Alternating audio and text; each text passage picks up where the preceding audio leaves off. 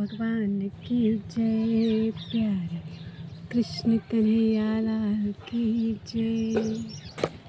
ओम श्री हनुमते नमः। श्री हनुमान जी महाराज, श्री शंकर पार्वती जी, गुरुदेव भगवान, प्यारे कृष्ण कन्हैया। सभी लोग सुंदर सुंदर आसन पर बैठ के हमारे संग सत्संग करिए। जो सुमिरत सिद्धि होए, गणनायक करिवर वदन। करहु अनुग्रह सोई, बुद्धि राशि शुभ गुण सदन। मूक होई बाचार, पंगु चढ़े गिरिवर गहन। जासु कृपा दयाल, द्रवौ सकल कलिमल दहन। नील सरोरुह श्याम, तरुण अरुण बारिद नयन। करहु सुमम उरधाम, सदा क्षीर सागर शयन। कुंद इंदु समदेह, उमा रमन करुणा अयन।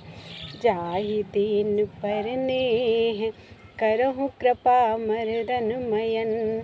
बंदउ गुरुपद कंज, कृपा सिंधु नर रूप हरि। महामोहतम पुंज, जासु वचन रवि कर निकर। प्रणवउ पवन कुमार, खलवन पावक ज्ञान घन। जासु हृदय आगार, बसहि राम सर चाप धरे। बोलो गुरुदेव भगवान की जय। प्यारे कृष्ण कन्हैया लाल की जय। श्रीमद् देवी भागवत महापुराण द्वितीय खंड का सप्तम स्कंध चल रहा है। दूसरा अध्याय, एक अध्याय कल हो चुका था, आज दूसरा अध्याय। अथ द्वितीयो अध्याय। सूर्यवंश के वर्णन के प्रसंग में सुकन्या की कथा। जन्मेजय बोले, हे महाभाग, आप मुझसे राजाओं के वंश का विस्तार पूर्वक वर्णन कीजिए और विशेष रूप से सूर्यवंश में उत्पन्न धर्मज्ञ राजाओं के वंश का वर्णन कीजिए। व्यास जी बोले, हे भारत, ऋषि श्रेष्ठ नारद जी से पूर्व काल में जैसा मैंने सुना था उसी के अनुसार सूर्यवंश का विस्तृत वर्णन करूंगा। आप सुनिए। एक समय की बात है, श्रीमान नारद मुनि स्वेच्छापूर्वक विचरण करते हुए सरस्वती नदी के पावन तट पर पवित्र आश्रम में पधारे। मैं सिर झुकाकर उनके चरणों में प्रणाम करके उनके सामने स्थित हो गया। तत्पश्चात बैठने के लिए आसन प्रदान करके मैंने आदरपूर्वक उनकी पूजा की। उनकी विधिवत पूजा करके मैंने उनसे यह वचन कहा, हे मुनिवर, आप पूजनीय के आगमन से मैं पवित्र हो गया। हे सर्वज्ञ, इन सातवें मनु के वंश में जो विख्यात राजा गण हो चुके हैं, उन राजाओं के चरित्र से संबंधित कथा सुनिए। उन राजाओं की उत्पत्ति अनुपम है और उनका चरित्र अत्यंत अद्भुत है। अतएव हे ब्राह्मण, मैं विस्तार के साथ सूर्यवंश का वर्णन सुनने का इच्छुक हूँ। हे मुनि श्रेष्ठ, संक्षिप्त या विस्तृत जिस किसी भी रूप में आप मुझसे इसका वर्णन कीजिए। हे राजन, मेरे ऐसा पूछने पर परमार्थ के ज्ञाता नारद जी हंसते हुए मुझे संबोधित करके प्रेम पूर्वक प्रसन्नता के साथ कहने लगे। नारद जी बोले, हे सत्यवती तनय, राजाओं के अति उत्तम वंश के विषय में सुनिए। कानों को सुख प्रदान करने वाला यह वंश चरित्र अत्यंत पवित्र और धर्म, ज्ञान आदि से समन्वित है। सर्वप्रथम जगत सृष्टा ब्रह्मा जी भगवान विष्णु के नाभि कमल से प्रकट हुए, ऐसा उनके विषय में पुराणों में प्रसिद्ध है। संपूर्ण जगत के कर्ता स्वयंभू ब्रह्मा जी सर्वज्ञ तथा सर्वशक्ति संपन्न हैं। सृष्टि करने की अभिलाषा वाले उन विश्वात्मा ब्रह्मा जी ने पहले देवी शिवा का ध्यान करके 10,000 वर्षों तक तपस्या की और उनसे महान शक्ति प्राप्त करके शुभ लक्षणों वाले मानस पुत्र उत्पन्न किए। उन मानस पुत्रों में सर्वप्रथम मरीचि उत्पन्न हुए जो सृष्टि कार्य में प्रवृत्त हुए। उन मरीचि के परम प्रसिद्ध तथा सर्वमान्य पुत्र कश्यप जी हुए। दक्ष प्रजापति की 13 कन्याएं उन्हीं की भार्याएं थीं। देवता, दैत्य, यक्ष, सर्प, पशु और पक्षी सब के सब उन्हीं से उत्पन्न हुए। अतएव यह सृष्टि काश्यपी है। देवताओं में सूर्य सबसे श्रेष्ठ हैं, उनका नाम वैवस्वान भी है। उनके पुत्र वैवस्वत मनु थे, वे परम प्रसिद्ध राजा हुए। उन वैवस्वत मनु के पुत्र के रूप में सूर्यवंश की वृद्धि करने वाले इक्ष्वाकु का प्रादुर्भाव हुआ। इक्ष्वाकु के जन्म के बाद उन मनु के 9 पुत्र और उत्पन्न हुए। हे राजेंद्र, आप एकाग्रचित्त होकर उनके नाम सुनिए। इक्ष्वाकु के अतिरिक्त नाभाग, धृष्ट, सरयाति, नरस्यंत, प्रांशु, नृग, सातवेदिष्ट एवं करूप और प्रषध्र ये 9 मनुपुत्र के रूप में प्रसिद्ध हैं। इन मनुपुत्रों में इक्ष्वाकु सबसे पहले उत्पन्न हुए थे। उनके 100 पुत्र हुए। उनमें आत्मज्ञानी विकुक्षी सबसे बड़े थे। अब आप मनुवंश में जन्म लेने वाले पराक्रमी सभी 9 मनुपुत्रों के वंश के विस्तार के विषय में संक्षेप में सुनिए। नाभाग के पुत्र अम्बरीश हुए। वे प्रतापी, धर्मज्ञ, सत्य प्रतिज्ञ और प्रजापालन में तत्पर रहने वाले थे। धृष्ट से धार्ष्ट हुए, जो क्षत्रिय होते हुए भी ब्राह्मण बन गए। संग्राम से विमुख रहकर वे सम्यक रूप से ब्राह्मणोचित कर्म में निरत रहते थे। सरयाति के आनर्त नामक पुत्र उत्पन्न हुए। वे अति प्रसिद्ध हुए। रूप तथा सौंदर्य से युक्त एक सुकन्या नामक पुत्री भी उनसे उत्पन्न हुई। राजा सरयाति ने अपनी वह सुंदरी पुत्री नेत्रहीन च्यवन मुनि को सौंप दी। बाद में उसी सुकन्या के शील तथा गुण के प्रभाव से च्यवन मुनि सुंदर नेत्रों वाले हो गए।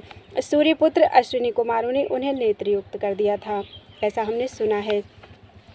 जन्मेजय बोले, हे ब्राह्मण, आपने कथा में जो यह कहा कि राजा सरयाति ने अंधे मुनि को अपनी सुंदर नेत्रों वाली कन्या प्रदान की, तो इसमें मुझे महान संदेह हो रहा है। यदि उनकी पुत्री कुरूप, गुणहीन और शुभ लक्षणों से हीन होती, तब भी राजा सरयाति उसका विवाह नेत्रहीन के साथ कर भी सकते थे। किंतु च्यवन मुनि को दृष्टिहीन जानते हुए भी उन नृपश्रेष्ठ ने अपनी सुमुखी कन्या उन्हें कैसे सौंप दी? हे ब्राह्मण, मुझे इसका कारण बताइए। मैं सदा आपके अनुग्रह के योग्य हूँ। सूत जी बोले, परीक्षित के पुत्र राजा जन्मेजय की बात सुनकर प्रसन्न मन वाले व्यास जी हंसते हुए उनसे कहने लगे। व्यास जी बोले, हे राजन, वैवस्वत मनु के पुत्र सरयाति नाम वाले ऐश्वर्यशाली राजा थे। उनकी 4000 भार्याएँ थीं। वे सभी राजकुमारियाँ अत्यंत रूपवती तथा समस्त शुभ लक्षणों से युक्त थीं। राजा की सभी पत्नियां प्रेम युक्त रहती हुई सदा उनके अनुकूल व्यवहार करती थीं। उन सबके बीच में सुकन्या नामक एक ही सुंदरी पुत्री थी। सुंदर मुस्कान वाली वह कन्या पिता तथा समस्त माताओं के लिए अत्यंत प्रिय थी। उस नगर से थोड़ी ही दूरी पर मानसरोवर के तुल्य एक तालाब था। उसमें उतरने के लिए सीढ़ियों का मार्ग बना हुआ था। वह सरोवर स्वच्छ जल से परिपूर्ण था। हंस, बत्तख, चक्रवाक, जलकाक और सारस पक्षियों से वह सरोवर व्याप्त था और सुशोभित था। अन्य पक्षी समूहों से भी वह आवृत रहता था। वह 5 प्रकार के कमलों से सुशोभित था, जिन पर भौरे मंडराते रहते थे। उस सरोवर का तट बहुत से वृक्षों तथा सुंदर पौधों आदि से घिरा हुआ था। वह सरोवर शाल, तमाल, देवदारू, पुन्नाग और अशोक के वृक्षों से सुशोभित था।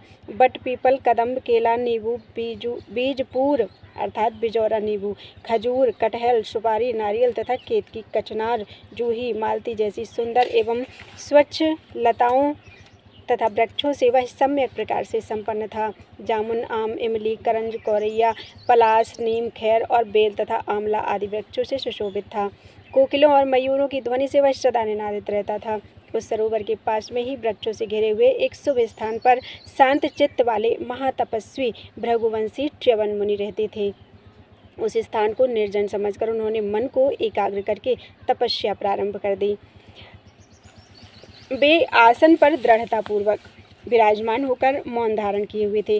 प्राणवायु पर उनका पूर्ण अधिकार था तथा सभी इंद्रियां उनके वश में थी। उन तपोनिधि ने भोजन भी त्याग दिया था। वे जल ग्रहण किए बिना जगदम्बा का ध्यान करते रहते थे। हे राजन, उनके शरीर पर लताएं घिरी हुई थीं तथा दीमकों द्वारा वे पूरी तरह से ढक गए थे।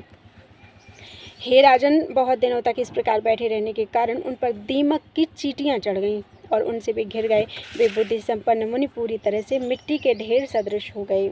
हे राजन, किसी समय वे सरयाति राजा अपनी रानियों के साथ विहार करने के लिए उस उत्तम सरोवर पर आए। सरोवर का जल स्वच्छ था, कमल खिले हुए थे। अतएव राजा सरयाति सुंदरियों को साथ लेकर जल क्रीड़ा करने लगे।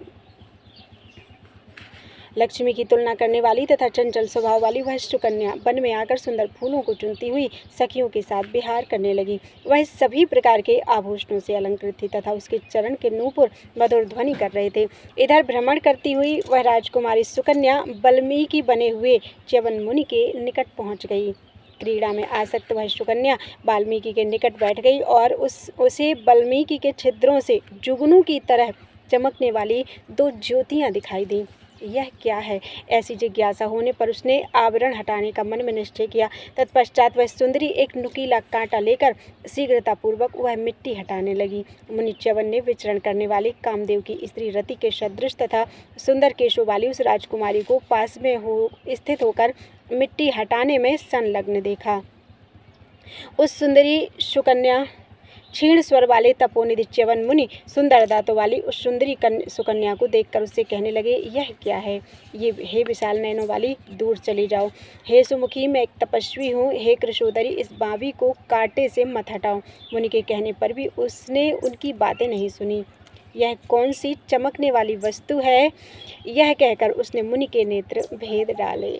दैव की प्रेरणा से राजकुमारी उनके नेत्र बींध कर सशंक भाव से खेलती हुई और मैंने यह क्या कर डाला, यह सोचती हुई वहाँ से चली गई। नेत्रों के बिंध जाने से महर्षि को क्रोध हुआ और अत्यधिक वेदना से पीड़ित होने के कारण वे बहुत दुखी हुए। उसी समय से राजा की सभी सैनिकों का मलमूत्र अवरुद्ध हो गया। मंत्री सहित राजा को विशेष रूप से यह कष्ट झेलना पड़ा। हाथी, घोड़े और ऊंट आदि सभी प्राणियों के मल तथा मूत्र अवरोध हो जाने पर राजा सरियाती अत्यंत दुखी हुए।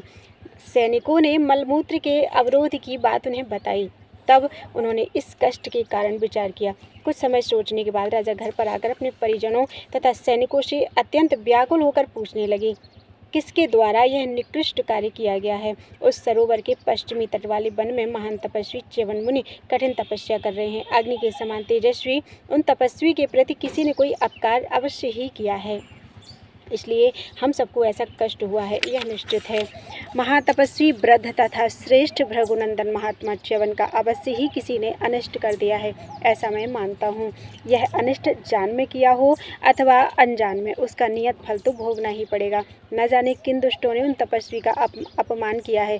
राजा के ऐसा पूछने पर दुख से व्याकुल हुए सैनिकों ने उनसे कहा, हम लोगों के द्वारा मनवाणी कर्म से मुनि का कुछ भी अपकार नहीं हुआ है। कुछ भी अपकार यदि हुआ है, इसे हम लोग नहीं जानते। इति श्रीमद्देवी भागवते महापुराणे अष्टादशसहस्रयां संहितायां सप्तम स्कंधे शर्याति राजवर्णनम नाम द्वितीयो अध्यायः। बोलो वृंदावन बिहारी लाल की जय।